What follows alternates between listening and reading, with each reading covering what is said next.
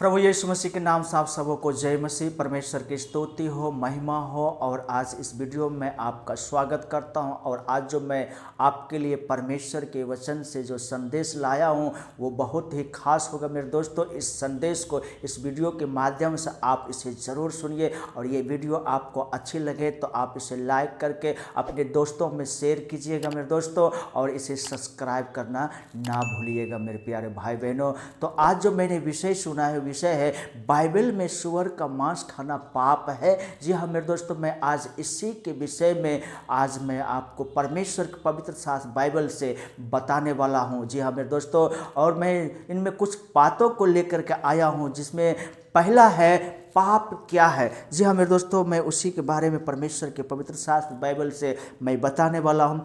पहले यूहन्ना उसका 3 अध्याय उसके 4 पद में इस प्रकार से लिखा है, जो कोई पाप करता है वह व्यवस्था का विरोध करता है, और पाप तो व्यवस्था का विरोध है। जी हाँ मेरे दोस्तों, यहाँ पे परमेश्वर के वचन बताता है जो कोई पाप करता है वह व्यवस्था का विरोध करता है, क्योंकि पाप व्यवस्था के विरोध में होता है। जी हाँ मेरे दोस्तों, ये व्यवस्था जब तक नहीं था, ये नियम ये कानून जब तक नहीं था, तब लोग जो भी कुछ करते थे, लड़ाई झगड़ा झूठ व्यभिचार चोरी जो भी कुछ करते, उनको कुछ भी पता नहीं था। जी हाँ मेरे दोस्तों, कुछ भी मालूम नहीं था, क्योंकि उस समय पाप क्या होता पता ही नहीं था। लेकिन जब परमेश्वर ने मूसा नबी के माध्यम से इस्राएलियों को जब ये कानून दिया था, नियम व्यवस्था दिया था, उस समय से ये पता चलने लगा गाली देना पाप है, झूठ बोलना पाप है, चोरी करना पाप है, व्यभिचार करना पाप है। जी हाँ मेरे दोस्तों, ये व्यवस्था जब आया तब से ये पता चलने लगा। इसलिए मेरे प्रियो, इंसान अगर इस प्रकार से जीवन जीते हैं, वो व्यभिचार करते, झूठ बोलते, चोरी करते, गाली देते हैं, इसका मतलब है वो पाप करता है। और पाप किसका विरोध करता है? व्यवस्था को। और व्यवस्था किसने दिया? परमेश्वर ने दिया। इसलिए पाप जो है परमेश्वर का विरोध में है, व्यवस्था का विरोध में है। जी हाँ मेरे दोस्तों, दूसरी बात है परमेश्वर ने सूअर को अशुद्ध क्यों ठहराया है। आइए परमेश्वर के वचन व्यवस्था विवरण उसका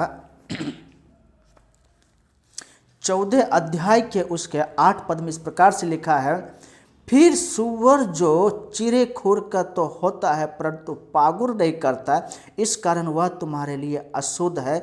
तुम ना तो इनका मांस खाना और ना इनकी लोथ छूना। जी हाँ मेरे परमेश्वर के प्रिय जनों, यहाँ पर परमेश्वर ने इस्राएलियों को एक अशुद्धता के बारे में, सूअर के बारे में बताता है कि ये चिरे खूर के तो होते हैं, फटे खूर का तो होते हैं, लेकिन ये पागुर नहीं करता, जुगाली नहीं करता। इसलिए मेरे प्रियो, इसे तो ना खाना और ना इसके लोथ को छूना। मेरे प्रियो, ये बातें परमेश्वर ने इस्राएलियों को क्यों कहा? बहुत से बातें हैं इसमें, लेकिन ये बात जो मैं आपको खास करके बताने वाला हूँ, ये बातें परमेश्वर ने इस्राएलियों क्यों कहा? क्योंकि परमेश्वर ने इस्राएलियों को कहाँ ले जा रहा था? कनान देश। और कनान देश में जो बलि चढ़ाया जाता था देवी देवताओं को, उसमें सूअर का भी बलि किया जाता था। जी हाँ मेरे दोस्तों, और परमेश्वर ने इस्राएलियों को अपने लिए चुन करके मिस्र से निकाल करके कनान ले जा रहा था, पूरे संसार में घुमा रहा था, फैला रहा था। जितने भी आज परमेश्वर के जो प्रिय जन है, चुने हुए लोग हैं, चाहे वो इस्राएली हो, चाहे और आप और हम, जितने भी लोग हैं, वह परमेश्वर के एक ही उद्देश्य है। वो उद्देश्य है परमेश्वर के सुसमाचार को संसार में फैलाना। और यही कारण है कि परमेश्वर जब मिस्र से इस्राएलियों को निकाला, तो सबसे पहले नियम में उनको, व्यवस्था में उनको, महान आज्ञाओं में क्या कहा था?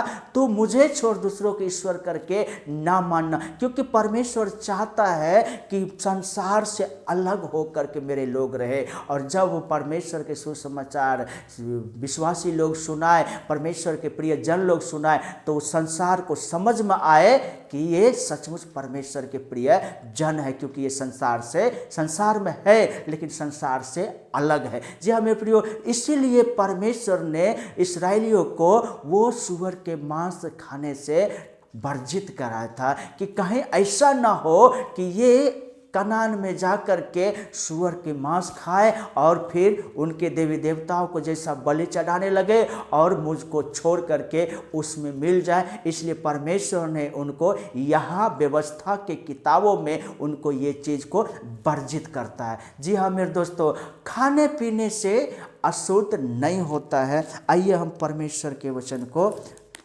पढ़ने के लिए निकालेंगे।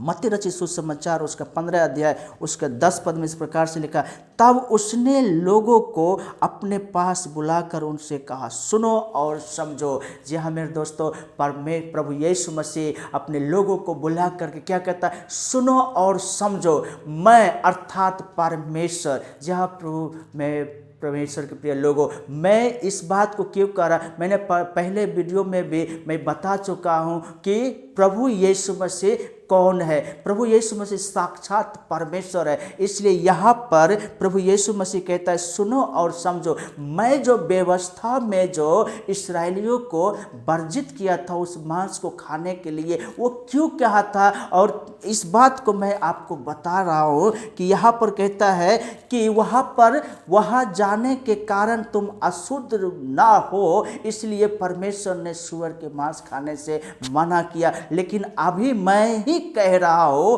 कि खाने पीने से अशुद्ध नहीं हो सकता है। अशुद्ध किस चीज से होता है, आओ मेरे प्रियो मैं आपको बताता हूं। यीशु मसीह यहां पर कहना चाहता है, जो मुंह में जाता है और मनुष्य को अशुद्ध नहीं करता, पर जो मुंह से निकलता है वही मनुष्य को अशुद्ध करता है। जी हाँ मेरे दोस्तों, पर प्रभु यीशु मसीह व्यवस्था में उनको मना किया था और वही चीज नए नियम में अनुग्रह के समय में आज हमको और आपको क्या कहता है, कोई भी चीज खाने पीने से मनुष्य अशुद्ध नहीं हो सकता है। तो अशुद्ध कैसे हो सकता है, तो यहाँ पर परमेश्वर के वचन बताता है, जो मुंह से निकलता है अर्थात मन से निकलता है। जो इंसान खाते हैं वो मन में नहीं जाता लेकिन पेट में जाता, और पेट के द्वारा संडास के द्वारा पेट से निकल जाता है। लेकिन जो मुंह से निकलता है अर्थात मन से निकलता है, और वो क्या क्या चीज़ निकलता है, वो बुरी बुरी बातें,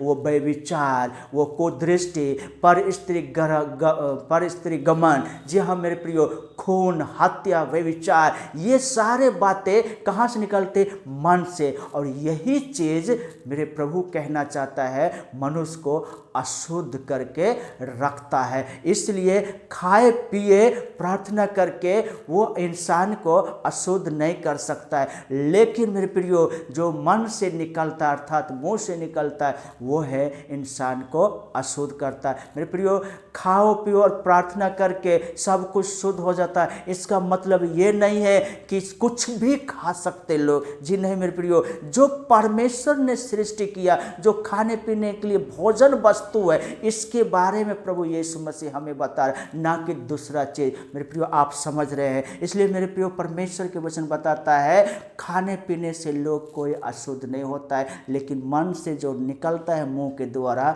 वो इंसान को अशुद्ध कर करके रखता है। जी हाँ मेरे प्रियो, परमेश्वर के वचन को हम पढ़ने के लिए निकालेंगे। प्रभु ने सब कुछ शुद्ध ठहराया है। आइए परमेश्वर के वचन मरकुस रचित सुसमाचार उसका 7 अध्याय 19 पद में इस प्रकार से लिखा है, क्योंकि वह उसके मन में नहीं परंतु पेट में जाती है और संडास में निकल जाती है, यह कहकर उसने सब भोजन वस्तुओं को शुद्ध ठहराया है। सब भोजन वस्तुओं को शुद्ध ठहराया है। भोजन वस्तु मेरे प्रियो मैंने बताया है, बाकी और आप कुछ एक्स्ट्रा जोड़ करके सोचेंगे तो वो आपकी बात है, लेकिन बाइबल बताता भोजन और वस्तु को प्रभु यीशु मसीह ने शुद्ध ठहराया है। इसलिए मेरे प्रियो, आज इस संसार में जितने भी जानवर है, जितने भी पक्षी है, जो कुछ है, अगर आपको अच्छा लगता है,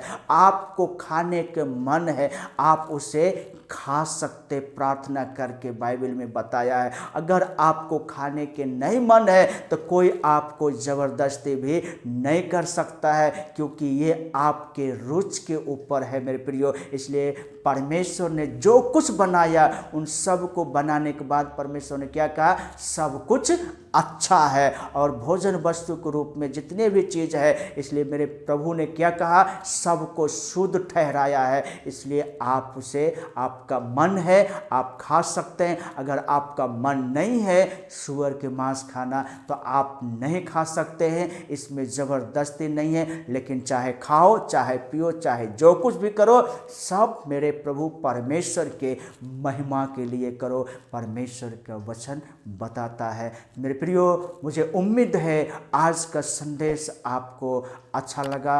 आप अपने दोस्तों में, रिश्तेदारों में इसे शेयर करके मेरे प्रियो आप सब्सक्राइब कर लीजिएगा। परमेश्वर आप सबको बहुतायत के आशीष दे। आमीन।